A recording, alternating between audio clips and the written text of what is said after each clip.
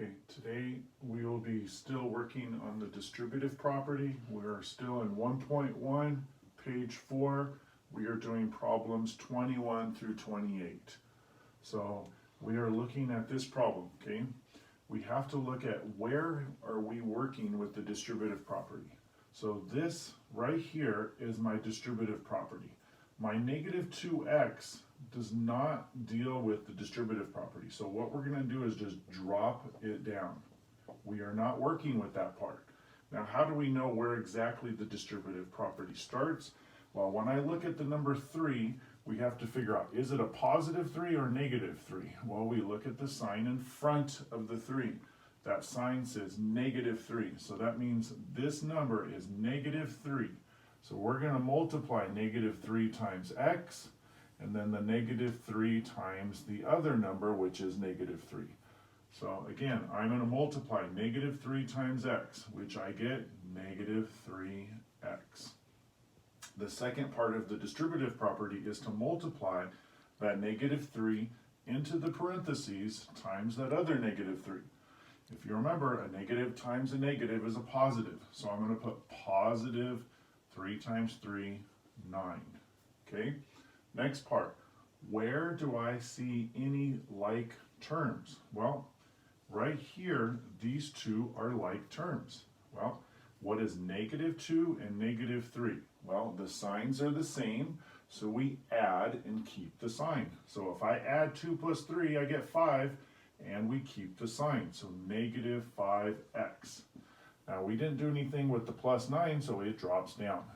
Now, since this is an expression, we cannot solve for x. So that is our answer, negative 5x plus 9. Okay, let's try another one. This one's a little bit more complicated because it has an x and a y. Well, where's my distributive property? Well, it's right here in the middle. So the 3x is not part of it, and the negative 3y is not part of it. So those two drop down. So I'm going to drop that down, and I'm going to drop that down. So where's my distributive property? Again, the number in the middle is a negative 3, and it's going to be multiplied times the 4x, and then the negative 3 times the negative 6y.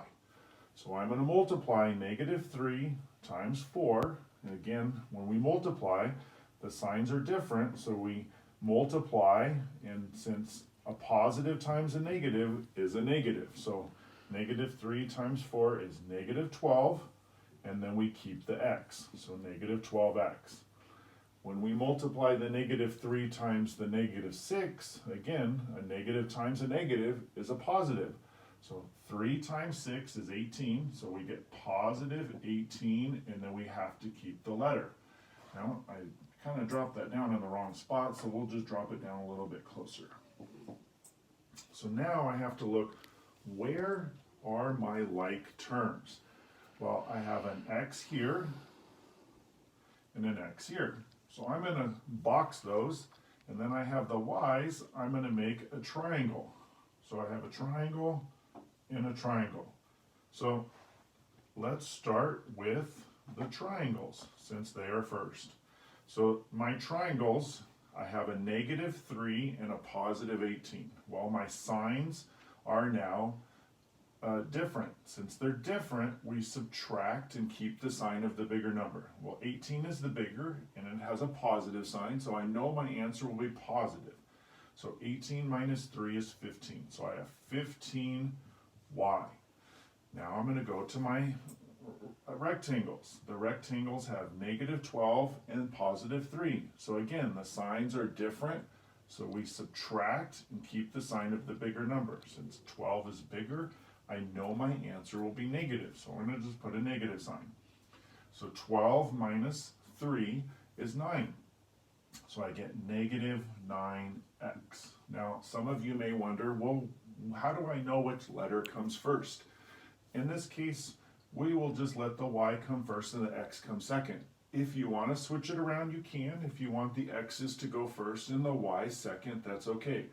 Normally we do it in alphabetical order, but in this case, I will let it go where you put the letters where you want them to go. And again, this is an expression. I cannot add these together because they are different letters, so that is my answer. That is today's lesson. Good luck. I'll see you Friday.